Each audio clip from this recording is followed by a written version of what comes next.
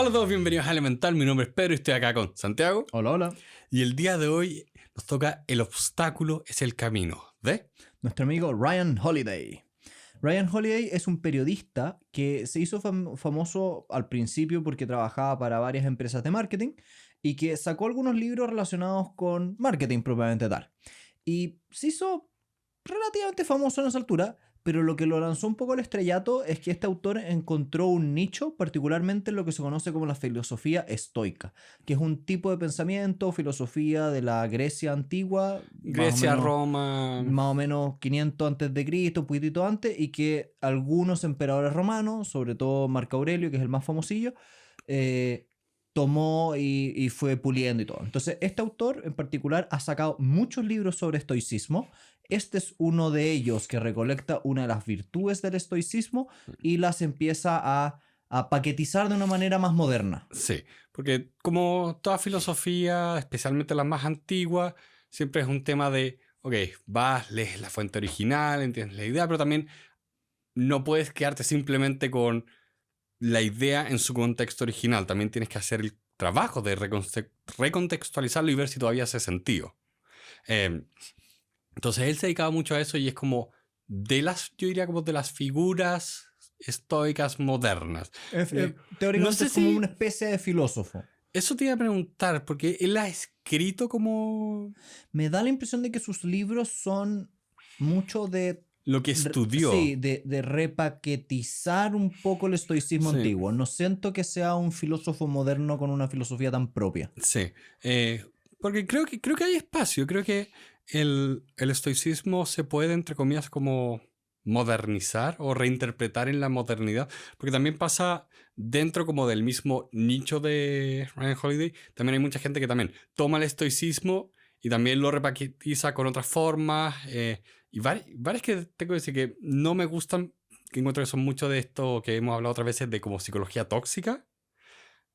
Así que me encanta que Ryan Holiday no caiga en esa categoría. Me encanta Ryan Holiday, él como escribe. Me encantó eso. este libro. Este libro de verdad me encanta. Ryan Holiday es uno de los buenos escritores modernos que toman filosofía antigua y la hacen aplicable al día de hoy. Exacto. Y de hecho este fue un libro que la primera vez que lo leímos, esto fue el 2017. Y también para mí fue muy importante en ese minuto haberlo leído. Era un momento bastante difícil de mi vida. Entonces fue un momento como también de que te ayuda a poner muchas cosas en perspectiva, a reenfocar muchas cosas, porque este libro se trata mucho de, ok, no puedes finalmente a través de tu voluntad mágicamente cambiar la realidad, pero puedes también reentenderla, reinterpretarla y con eso empoderarte. Y eso encuentro que es tan potente. Sí, porque este libro te cuenta una cosa que yo creo que a todos nos ha pasado, de que siempre vamos a tener una situación difícil con un jefe. Siempre vamos a tener en algún minuto un problema laboral o económico, familiar, de de salud. salud. Entonces, ante todos estos problemas hay ciertas estrategias para poder salir de ellos y particularmente se enfocan en tres grandes áreas.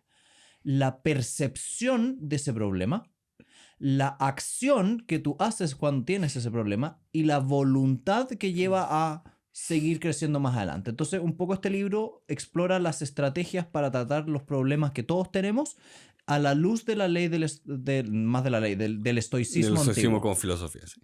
Sí. Principio número 1, percepción. Compras anteojos como los de Santiago, son fabulosos. Pero fuera de broma, pasa mucho esto a rangos muy generales, de que las cosas son tan buenas o tan malas como nosotros las percibimos. Y por eso pasa, creo que era... se me olvidó el comediante que decía esto de comedia, o sea, tragedia es cuando yo me corté con un papel, comedia es cuando tú te caes a un hoyo y te mueres. Ya. El punto es, la percepción finalmente nos genera cercanía o distancia a las cosas de forma que nos afectan de forma distinta lo mismo. Por eso también era un comediante, era un poco el chiste, pero también ilustra esta idea de que cómo vemos las cosas, cómo enmarcamos los hechos, cambia finalmente cómo vivimos los hechos. Sí. Creo que ahí hay un secreto muy importante para poder sobrellevar los problemas en la vida. Parte importante del problema es cómo percibimos el problema. Y en palabras sencillas es cuando te pasa algo, tú tienes formas de vivir ese algo y si tú lo concientizas, es decir, le pones atención a tu reacción, eres capaz de disminuir el daño que te pueden generar. Y aquí hay un dicho que no está en el libro, pero es un dicho africano que a mí me encanta, que dice... Son las 8:43, los perros tienen que ladrar. Ahí está. Hay un dicho africano que dice que si es que el enemigo interno no es capaz de hacerte daño, el enemigo externo no te puede hacer nada. Y creo que es muy cierto. ¿Cuántas veces nos ha pasado que alguien nos dice algo y tú dices, yo no voy a dejar que me influya? O al revés. ¿Cuántas veces nos ha pasado que alguien nos dice algo y nos dejamos de pensar en lo que nos dijo y no podemos dormir? Sí, Y la forma de percibir esa misma frase es lo que hace toda la diferencia. exacto. O sea, especialmente con el tema hoy en día de redes sociales, donde ponemos tanto de nosotros afuera, en el público, en este espacio que no tiene ni perdón ni olvido realmente. Y la gente realmente pone mucho como de su autoestima en qué va a decir la gente cuando yo suba ahora las fotos de mis vacaciones. Sí. Y les afecta realmente cuando, es que no me fue tan bien.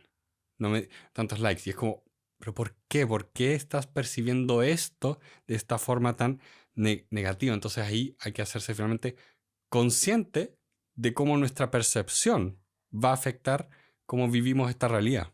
A mí me gusta mucho una anécdota que se cuenta que Warren Buffett decía que hay dos formas de llevar la cuenta, o en otras palabras, de medir qué tan valioso eres, de una manera interna o una manera externa. Y esto es bien maldito porque, por ejemplo, si tú te haces la pregunta, ¿eres una persona que le está yendo bien financieramente? Tú tienes el problema de que siempre, siempre, siempre hagas lo que hagas, va a haber una persona más rica que tú y una persona más pobre que tú. Entonces siempre, siempre, siempre vas a depender de la comparación que eliges. En cambio, cuando tú te comparas contigo mismo como estabas, por ejemplo, hace 5 años, la comparación es distinta. Tiene que ver con lo que tú haces. Y entonces, lo interesante es que tú puedes controlar tu percepción de tu avance, de tu felicidad, dependiendo de con qué la comparas. Y si eres inteligente en esa comparación, vas a lograr algo positivo. Y yo lo digo particularmente con la plata porque el dinero, Se da mucho. el dinero es muy tóxico. Sí. Porque tendemos, y esto es súper loco, uno tiene muchos más puntos de comparación hacia arriba que hacia abajo. El ejemplo es muy fácil. Si yo te digo, nómbrame una persona más pobre que tú tienes que pensarlo un poquitito más. Pero si yo te digo, nómbrame una persona más rica que tú, Lo tienes identificado. Basta con que tú pienses en cualquier famoso y sabes que es más rico que tú. Sí. Entonces es mucho más fácil encontrar puntos de comparación hacia arriba que hacia abajo. Sí, porque son más visibles, son más llamativos. Es lo de, voy por la calle, está lleno de gente, no tengo idea si alguien es más rico o no que yo, pero si alguien pasa en un auto caro, ahí lo sabes.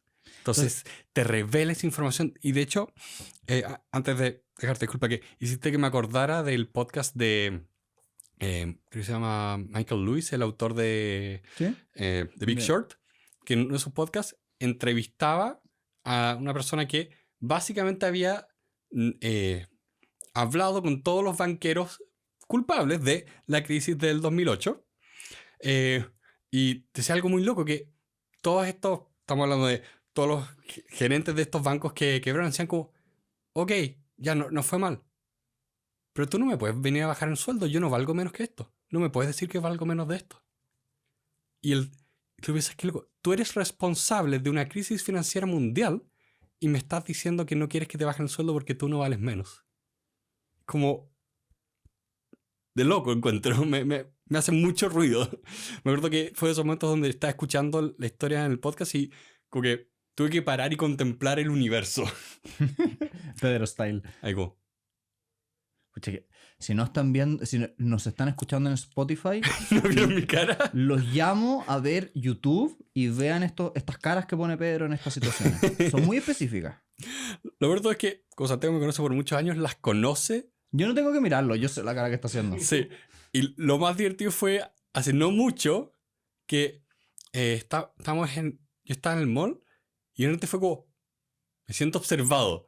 Y estabas tú con la Vale y un grupo como mirando como, apreciando como yo me había quedado volado como por 5 minutos. Pedro tiene una... No volado de droga, sino literalmente me quedo como... Pedro tiene una habilidad especial que consiste en que cuando entra a un mall o a un supermercado en particular, apaga un lado de su cerebro, porque literalmente lo apaga, y camina medio automático. Y es bien divertido porque él no se da cuenta de esto. Entonces muchas veces me ha pasado que vamos con 2 o 3 personas más y decimos, mira, lo perdimos. Y nos ponemos a mirarlo a ver cuánto tiempo se tarda en dar cuenta que lo estamos mirando fijamente hace 4 o 5 minutos. Y no son tiempos como 20, 30 segundos. No. Estoy hablando de minutos completos. 5 o 6 minutos donde él está mirando el universo. Y es divertido porque está mirando como una muralla o algo así. Y es como, lo perdimos, en verdad se murió. Se echó a perder la mitad del cerebro, aquí hay una ACV total y bueno, aquí murió este niño, pero bueno. Mi cerebro hizo como, disengage. Y es muy divertido porque tampoco pueden conversar con él. Por ejemplo, si lo llamas por teléfono y está en un supermercado, mejor llámalo después. Oye, sí puedo. No se puede hablar con él. El RAM es como más lento. No, está en otro lado. Me siento ofendido con esto. No siento que haya evidencia de que me pasa eso cuando me llaman en el supermercado. Los invito a llamarlo. Todos los que lo conocemos, llámenlo. Acuérdense de mí. Cuando esté en el supermercado. Voy a tener que avisar cuando esté en el supermercado. Cuando seas famoso o este podcast sea muy famoso y hayamos cometido el error de hacer que te llamen. Ay, no. Y te llamen cada vez que alguien sepa que está en un supermercado y te llamen 400 personas, va a ser notable. Oh, Dios mío. Ahí voy a tener que cambiar de número y Llámenlo. todo. Bueno, avanzando un poco con el podcast. Hay muchas estrategias para hacer frente a momentos difíciles en la vida. Y quiero dar un ejemplo. Cuando tú estás enfrentándote a un profesor que te es muy intimidante, que te da miedo, que es muy agresivo, o a un jefe o a una jefa o alguna persona que te da miedo en general, hay una técnica muy concreta que yo recomiendo, que está tratada en el capítulo 5 de este libro, que es intenta ver a la persona en una situación ridícula. Y esto es una especie como técnica medio Harry Potter, para los que han leído Harry Potter, que es ridiculizar al villano. Entonces, por ejemplo, muchas veces a mí me ha pasado que yo tengo alumnos que tienen que dar pruebas orales. Y uno como los desafíos de las pruebas orales es el nervio que te da la forma en que pregunta el profesor. Porque hay ciertos profesores que son más serios, más áridos en la pregunta. Entonces, ¿cómo lo logras tú para relajarte y poder dar una mejor respuesta? Bueno, ridiculiza al profesor. Entonces, en tu mente, cuando te hagan esa pregunta violenta o que te cuesta o que sea difícil, imagina al profesor en una situación divertida, chistosa, rara, exótica. Imagínalo vestido de payaso, da lo mismo. Pero utiliza tu mente para bajar el nervio que existe. Sí. Y eso te va a permitir sobrepasar ciertas dificultades, sobre todo con personas que sean violentas contigo. Sí, porque el efecto que se da es que cuando tienes esa asociación que la persona es... ¿qué puede ser? No. Acá en el estoicismo nunca se trata de negar la realidad objetiva, sino que acá seamos más objetivos. Y acá, cuando haces este ejercicio, si tienes a alguien que te intimida y tú en tu cabeza piensas en una situación ridícula, encuentras ese punto de equilibrio donde le sacas como las garras al león, entonces lo puedes trabajar de forma más objetiva. Lo bajaste al nivel que lo necesitas para trabajar. Y no objetivizas más la realidad, que es un poco el punto en muchas cosas estoicas, que me gusta mucho cuando, de nuevo, está bien trabajado como lo hace él acá. Que no es negar la realidad, es tratar de ver la realidad de forma más clara. ¿Alguna vez te ha pasado, Pedro, que... Sí.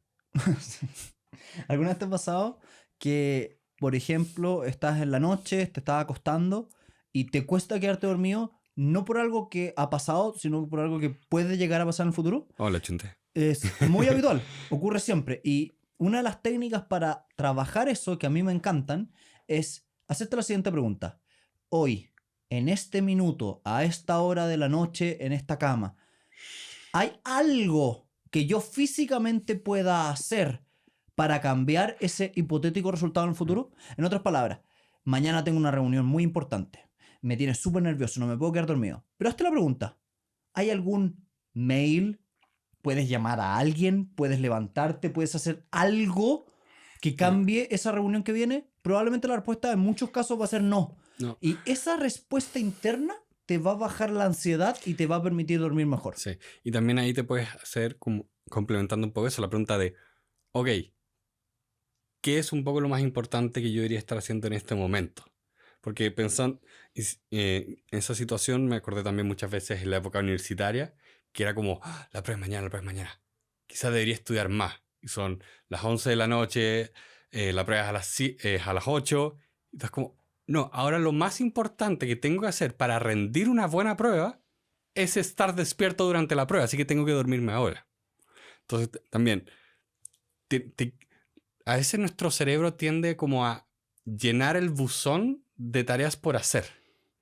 Y ahí es donde hay que sacarlo, decir, no, ahora nada, ahora no es el momento. Tal vez no lo trata mucho este libro, pero me gustaría discutirlo. Me ha pasado muchas veces en la vida que tengo momentos de insomnio. Estoy a punto de acostarme y ocurre algo que me mantiene despierto y no me puedo quedar dormido. Y yo he desarrollado algunas técnicas para trabajar el insomnio. Por ejemplo, lo que yo llamo la regla de los 10 minutos. Si tú sientes que han pasado 10 minutos y no te has podido quedar dormido porque estás nervioso, intencionalmente haz una de dos cosas. O levántate, literalmente levántate de la cama, o dos, concéntrate en algo totalmente distinto y ojalá que sea una temática nada que ver. Entonces, aunque suene súper raro lo que les voy a decir, si son las 2 de la mañana y no se pueden quedar dormidos, prendan el celular, prendan el iPad y pongan un video de un tema interesante, de algo totalmente distinto, pero que se tengan que concentrar. Por ejemplo, no sé, un video de historia, lo que sea. Que sea difícil. Lo que va a hacer tu cerebro es concentrarse en eso. Y como esa cosa nueva que estás escuchando no tiene que ver con tu fuente de estrés, te va a pasar una cosa muy loca. Pero el video de YouTube te va a dar sueño. Y te vas a quedar dormido. Entonces, ¿qué técnicas usas tú para trabajar el insomnio? Sí, esa específicamente no, porque yo soy capaz de a las 2 de la mañana ver un video de 3 horas de muchas cosas, por desgracia. ¿Ya? Tengo esa habilidad, si la queremos poner así en una luz positiva. Pero también me pasa eso, que si es que no me puedo quedar dormido porque mi cabeza está trabajando en 20 cosas, algo que a mí sí me funciona es decir, ok, me voy a veces parar, ir a otra parte, no prender luces, pero leer. Y idealmente físico, para que de nuevo, el iPad tiene el problema que está conectado a internet, así que sé que ahí están todos los memes que pueda querer ver, pero es similar a lo que tú dices de concentrarme en una cosa distinta a mi fuente de preocupación. A mí el leer me tengo que concentrar mucho, entonces me distrae de esa fuente de preocupación y el acto físico no me despierta, entonces me quedo dormido. También otra técnica que yo tengo para el insomnio es que tengo total y absolutamente prohibido mirar la hora. ¿Por qué? Porque cuando tú estás en la mitad de la noche y miras la hora, una fuente adicional de estrés que creas con eso es el cálculo de Sí. cuánto tiempo o cuántas horas te quedan de sueño. Sí. Y eso te genera otro estrés adicional, como, oh, me quedan 4 horas, me quedan 3 horas, me quedan 2 horas, He no he dormido dormido poco. nada, he dormido muy poco. Entonces, una regla que yo uso así como básica para el insomnio es, nunca jamás mires la hora. Sí. De hecho, tú me contabas, o no recuerdo dónde lo escuché, de que incluso cuando las personas tienen esto que, o insomnio, o dicen que no se pueden quedar dormidos, en la práctica, de todas formas, duermen algo. Sí, pasa mucho, ¿cómo era? que es bien engañoso. Hay una sensación que yo creo que a todos nos ha pasado con el sueño, que es como que te estás constantemente despertando y te da la impresión de que no dormiste nada. Pero en la vida real sí dormiste. Y el ejemplo perfecto de eso es el frío. Cuando uno se acuesta, uno tiene una cierta temperatura corporal.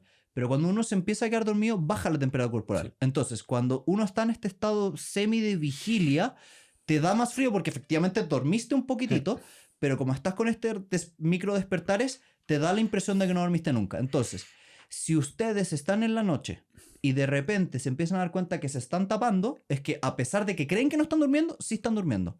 Entonces, son pequeñas cosas que uno se va dando cuenta que te bajan la ansiedad de dormir poquito, me quedan pocas horas, o estoy muy concentrado en algo. Y otra cosa que a mí me gusta, que la leí una vez en un libro de un autor que se llama Dale Carnegie, que decía, no hay nadie en este mundo que se muera realmente por quedarse dormido. Sí, hay algunos casos extremos que sí, Sí, pero, así como, pero espera. en el común de los mortales va a llegar un punto donde te vas a quedar dormido. Entonces, tampoco es tan grave pasar una noche sin dormir. Muchas profesiones, incluso los médicos, pasan toda la noche sin dormir y sobreviven. No lo hagan, no es una buena idea, Pero el punto es, bájenle la ansiedad que te genera el no dormir. O sea, quiero decir lo mismo de bájenle la ansiedad, pero creo que estoy en desacuerdo con el punto de bajarle el valor al dormir. creo que al revés, eso... No, es que no quise decir eso. El dormir es muy importante, estoy 100% de acuerdo Sí. contigo. Sí, lo que quiero desestimar en cierto sentido es, tengan cuidado con pensar que porque en una noche durmieron mal, van a estar muy mal en general el próximo día y que eso te genere estrés adicional. Sí. Es muy importante dormir. Sí. Estamos clarísimos. Sí. Y de hecho yo te diría que es uno de los superpoderes que la gente subestima completamente. Hoy en día es sexy decir que dormiste poco o que trabajaste hasta muy tarde o que en realidad yo duermo 5 horas o 4 horas. ¿Te has fijado que es muy típico Sí. que compiten? Como, ¿a cuánto dormiste? No, yo duermo 5 horas porque soy mejor que tú, duermo 5 horas. Y es como, no, tienes una muy mala higiene del sueño, Sí. del sueño, Es como también tienes muy mala salud, eso te afecta la concentración, la energía, el ánimo, es todo malo. Mira, Duerman. una de las cosas que a mí siempre... al revés, no es una fuente de estrés, una fuente de tranquilidad, que cada vez que tú me dices que estás trabajando muchas horas, nunca en toda tu vida ha sido como, qué bacán. No es como, no, esto es nefasto. Esto es Así malo. que Hay ahí conciencia siempre de enfermedad. Exacto. Me tranquiliza mucho de, ok, Santiago está consciente de que no está bien eso. Pero yo encuentro de loco, de verdad, porque no es solo con las horas, la falta de horas de sueño, también es como la cantidad de horas de trabajo, como una cantidad como de cosas que son tóxicas en el largo plazo, como para una buena vida. Es como, viejo, es como que me digas que ganaste una competencia de golpear tu cara contra una muralla. Es Como- un poco extremo, no lo hagan. Como ganaste, pero... También otra cosa que es importante en el mundo de enfrentar los problemas es decir, no hay problema que no tenga la solución excepto la muerte.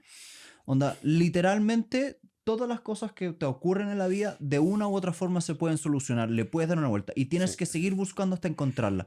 No te rindas, porque lamentablemente el mayor villano en esto eres tú mismo. La persona que más te para eres tú. Sí. De hecho, ahora que lo revisitamos, me recuerda mucho también cuando veíamos hace un par de semanas el libro de Happier, como hablaba también de estos comportamientos aprendidos, de que la gente que aprende finalmente a rendirse, aprende de que no hay solución y se condenan a ellos mismos a una como profecía autocumplida, de que, es que todo va a estar mal, entonces no hago nada y porque no hice nada obtengo el resultado malo.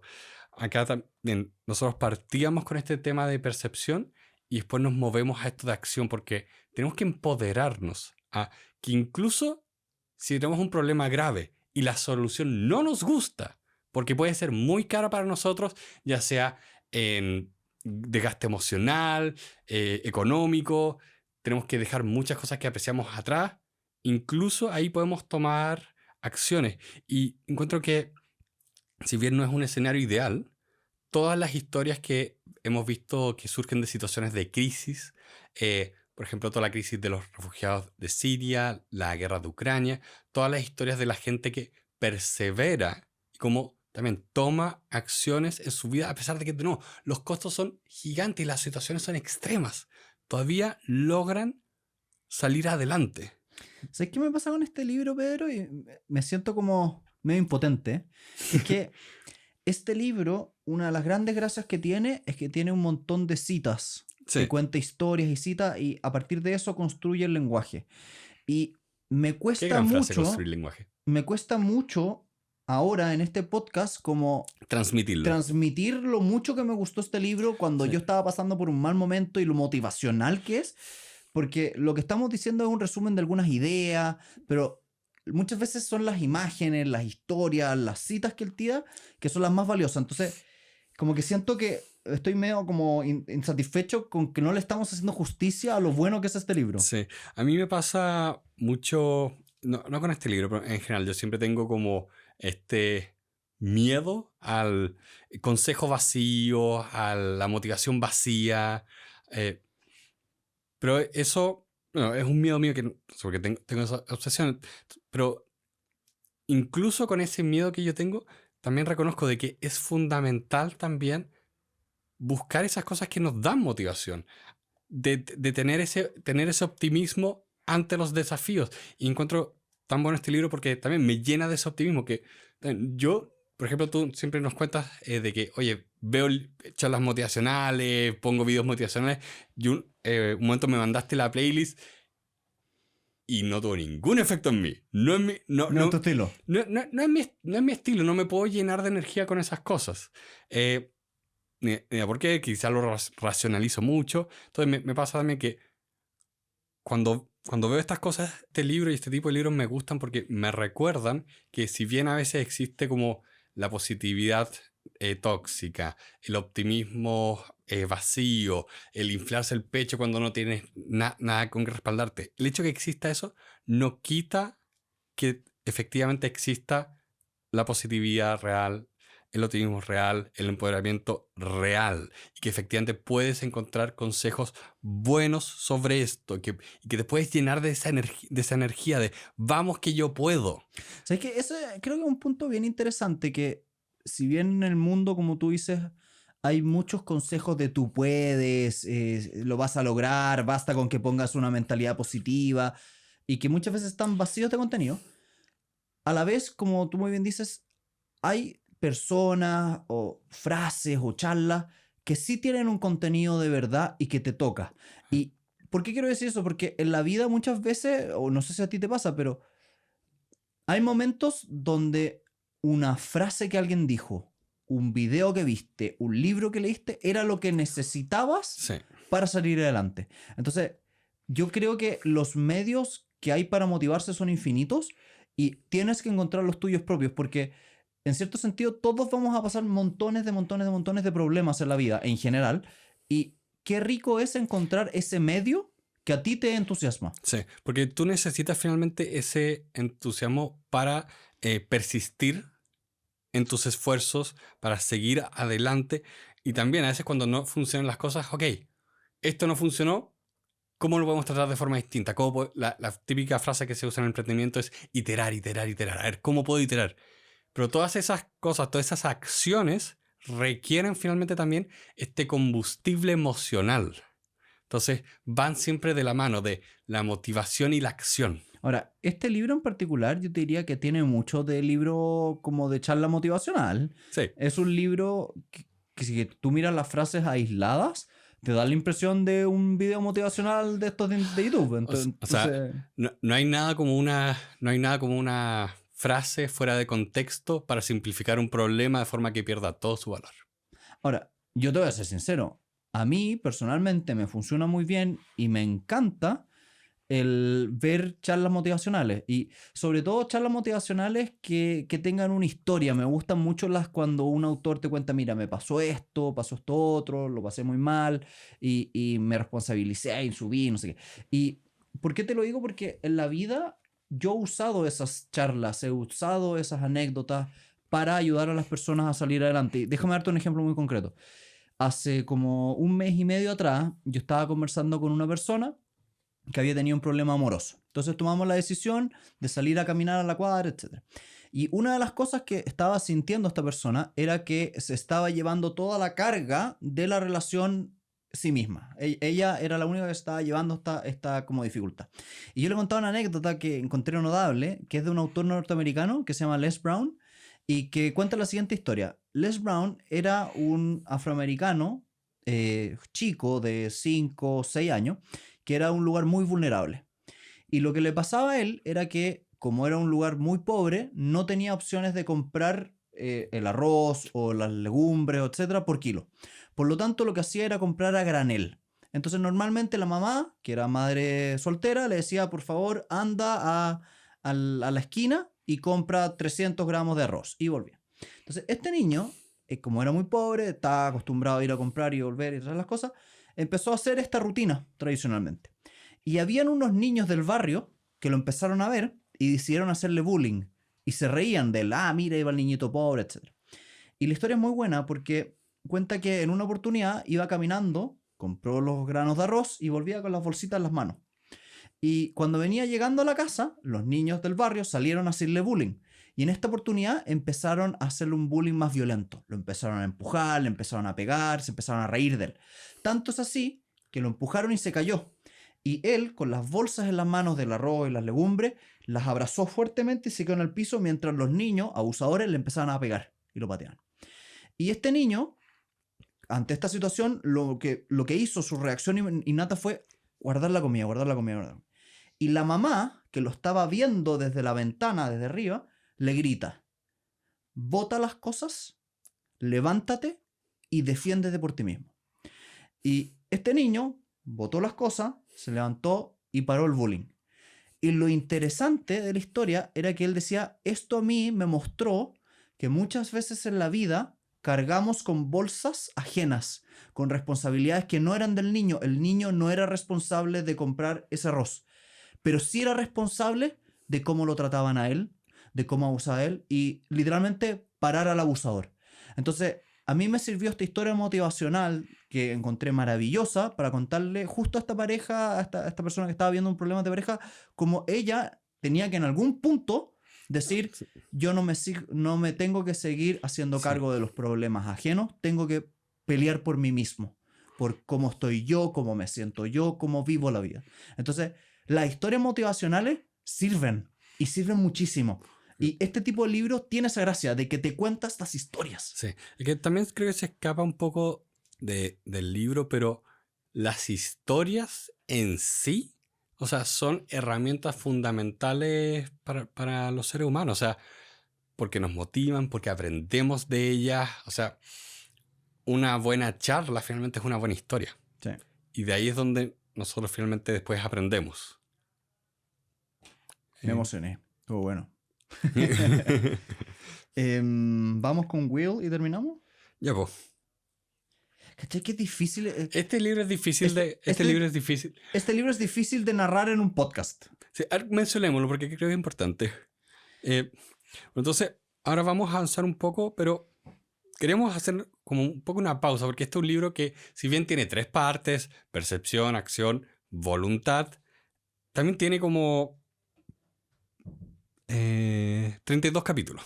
Entonces es un poco difícil de comunicar bien cuál es su fortaleza, comunicar bien así como que fluya la conversación, porque cada capítulo, fuera de broma, cada capítulo da mucho para hablar, es muy entretenido, te ayuda a poner, bueno, es uno de los temas, pero te ayuda efectivamente a poner las cosas en perspectiva para que tú realmente puedas decir: a ver, ¿cómo tengo que entender mi situación actual para poder efectivamente tomar las acciones que tengo que tomar en mi vida? O sea, puede que no sean fáciles, pero tengo que hacer estos pasos. Me gusta, por ejemplo, este libro te da una estrategia en el capítulo 31 donde te dice: para enfrentar los problemas, piensa en tu mortalidad como estrategia.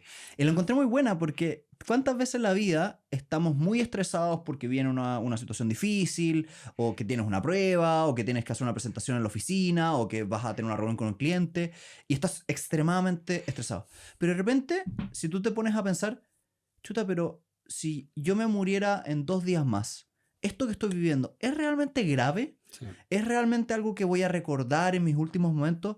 No. Y la perspectiva de la mortalidad también yo lo encuentro muy, muy interesante para enfrentar problemas difíciles. A mí me pasa, por ejemplo, y contando una cosa muy íntima mía, yo como tú sabes, perdí a mi madre de un cáncer cuando yo tenía 21 años.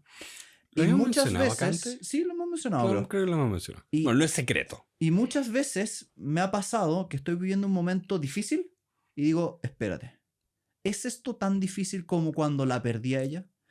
O, en otras palabras, ¿es esto tan grave como la muerte de un ser querido? Y digo: la verdad es que no es tan difícil. Sí. Y lo bueno es que el punto de comparación con algo súper atroz como la muerte te permite bajarle la ansiedad, bajar la gravedad y decir: ok, si esto no es tan grave, ¿cómo lo enfrentamos? ¿Y cómo vamos a salir adelante? ¿Y cómo lo vamos a arreglar? Porque como decíamos hace un rato, hay una sola cosa en la vida que no tiene solución, y es la muerte. Todo el resto tiene solución. Sí. Esa tendencia a veces de fatalizar las situaciones negativas. Dices como: ok, si es que me despiden, si va a colapsar el mundo. No, si te despiden concretamente, vas a perder tu fuente de ingreso. ¿Qué pasa cuando te despiden? Ahí es donde tú tienes que... Y esto es una cosa que mencionamos, de hecho, en los cursos de finanzas personales, de, oye, que te despidan no es el fin del mundo, sino significa que perdiste tu ingreso. Ok, ¿cómo están los ahorros? ¿Cómo están las deudas? ¿Cómo está el orden financiero? ¿Qué vas a tener que renunciar? ¿En qué te vas a tener que enfocar? Y lo digo por experiencia. Lo digo por experiencia. Perder... Es como muy natural que cuando alguien te echa, tú sientas que el Sí. mundo se viene abajo. Pero exacto. también nunca subestimes tu capacidad de salir adelante. O sea, Ese es el tema. es increíble como cuando uno sale de esa pega, uno dice, es el fin del mundo, no voy a encontrar una pega nunca más en mi vida. Y de repente, un tiempo después, encuentras esa pega. Y pasa el proceso. Sí. ¿Y cuántas veces estás levantado? Sí, por eso no es, como dice, no es que no duela, es que es cuántas veces estás levantado. Y de hecho pienso incluso cómo nos pasó a nivel global con la pandemia. Oye, de un minuto a otro todos estuvimos encerrados. Y el mundo no implotó. O sea, las personas nos costó, pero nos levantamos, nos adaptamos a las nuevas rutinas y ahora estamos saliendo de esas nuevas rutinas con un nuevo aprendizaje y perspectiva de lo que puede pasar. O sea, incluso las situaciones más malas y más trágicas no van a ser necesariamente el fin. Nos va a doler. Va a ser difícil. Va a haber que hacer un esfuerzo. Pero mañana va a llegar. Como decía Mañana va a salir adelante. Como decía la canción de 31 minutos, mañana será primavera. Mañana será primavera. Bueno, así que con eso queremos ir cerrando un poco el capítulo de hoy día, que insistimos, creemos que no le hace toda la justicia a este libro. Léanlo, es muy bueno, sobre todo si lo están pasando mal en la vida. Y queremos darle las gracias fundamentalmente a todas las personas que nos están dejando sus comentarios, que están poniendo el botoncito like. Si están escuchando en Spotify, si nos podrían dejar unas 5 estrellas sería maravilloso. ¿Hay? Sí, hay estrellas, pónganlo, nos ayuda, es muy bueno para el algoritmo. Y queremos también darle las gracias a la gente que nos ayuda en las redes sociales, a la Isa, a la Sol y a nuestros productores queridísimos, JP Cuadrado Producciones. Vamos a tener el link en nuestras notas para que lo puedan revisar. Me encanta que ahora puedo decir hay un capítulo donde los pueden conocer. Ahora hay un capítulo pasado donde lo pueden conocer, que es el de la retrospectiva del año pasado. Eso, la retrospectiva 2022. Vean ese capítulo, pueden ver en YouTube a las personas que están detrás de la cámara. Sí. Así que muchos cariños a todos y espero que nos veamos la próxima semana. Adiós.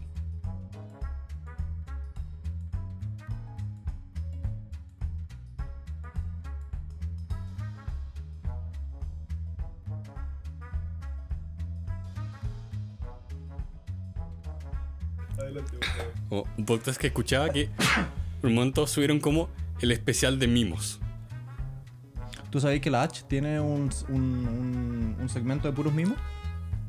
Y que te los mandan las distintas organizaciones de Chile para que haya un mimo que alegre tu tarde. Y hay como 6. Es totalmente ridícula esta La weá. Asociación Chilena de Seguridad. Sí.